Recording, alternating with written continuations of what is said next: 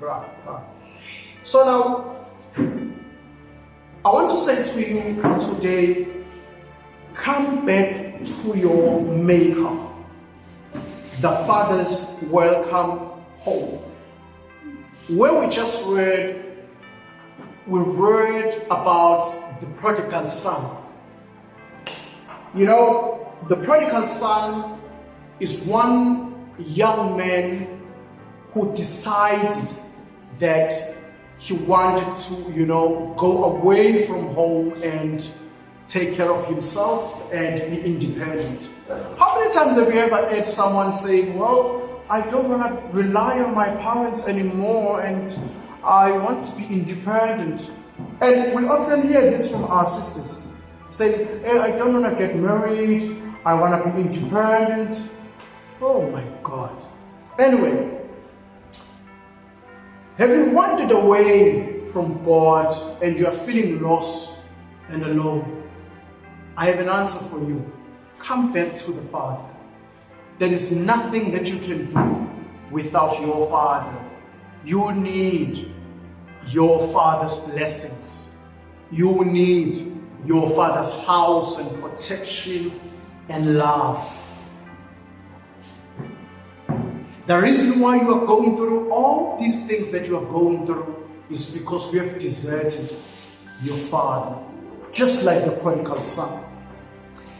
What the prodigal son did was, he asked his father of his inheritance and he squandered it on reckless living. He went away into a distant land and he used and misused all the money that he earned. Remember, we're preaching a sermon here about your finances, being able to manage your finances, that if you mismanage them, you are going to lose them. So he went away, he mismanaged the money and his inheritance. And obviously he lost it, because that's the principle. Anything you fail to manage, you will lose. Hallelujah.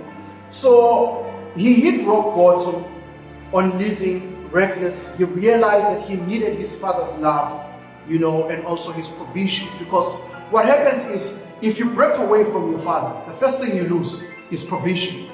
The second thing you lose is his protection.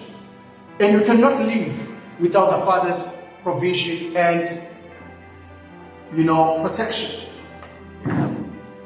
Some of you here, you are sick. You are not even supposed to be sick because you lost your father's protection.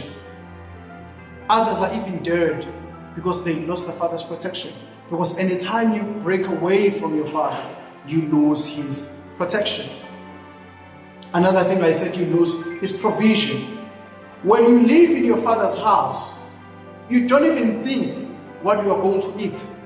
That is what Jesus is actually saying. He says, don't even worry what you are going to eat. For the Father knows that you need what you will eat. So if you are away from your Father, now you have to think for yourself, what are you going to eat? But if you remain in Him, God is taking care of the food that you are going to eat and everything else that you need in your life.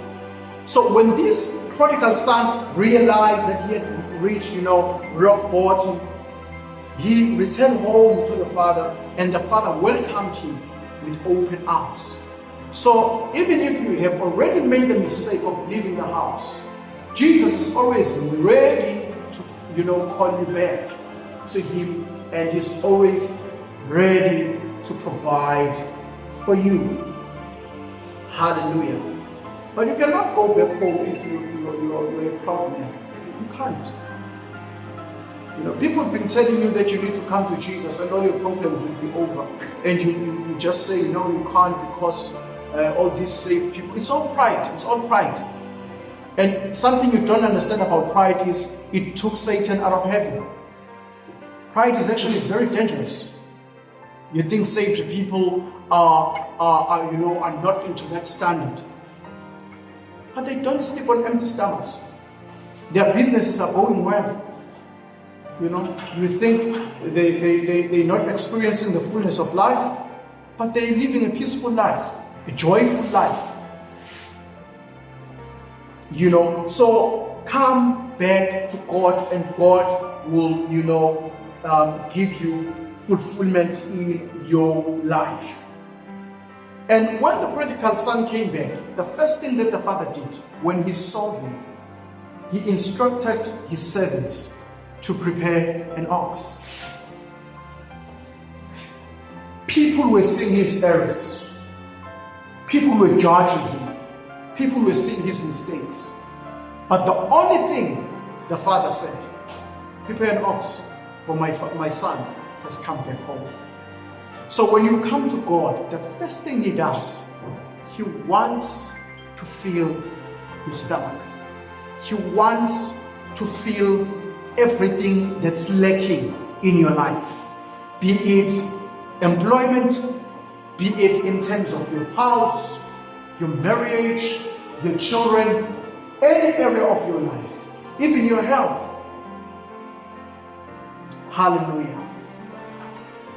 That is why when Jesus instructed his disciples to pray, he said they should pray for a daily bread.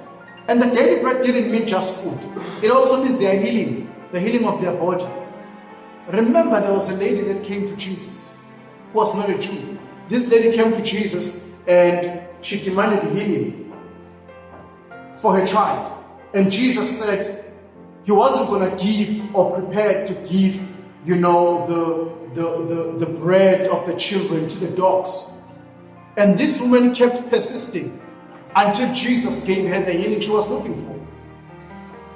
The lady was not looking for food per se. She was looking for healing. But Jesus responded that he was not going to give, the children's bread to the dogs, which means healing is also part of bread. So as you pray and be saying that, Lord, please give us our daily bread, you are also speaking about healing.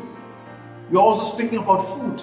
You are speaking about everything that is a provision that you need on your daily life. So if you have Jesus in your life, he supplies all your need on a daily basis, for he knows your needs before you even pray for your needs. Hallelujah. Now, as I'm closing, I want to say to you, if you are feeling alone, you are going through pain, you are looking for a sense of, belonging and purpose, and everything is not working out in your life, you need Jesus. When you come back to him, he's going to turn dead situations into life. Hallelujah. The second thing that the father gave to the son was a ring. The ring actually symbolized his identity as the child of God. If you become God's child, God is going to supply, your need. He is going to supply your needs from his abundance, because God has everything. He is the creator of everything. You may be looking for a job, you're looking for money, you're looking for a lot of things. But Jesus is saying, here I am, ready to provide for you. So let go of that pride and self-sufficiency. Return to the Father's love, and he's ready to welcome you. Hallelujah. Come back to your Maker, and he is going to take care of you. He is opening his arms wide open. He wants to change your story. Jesus Christ is Lord.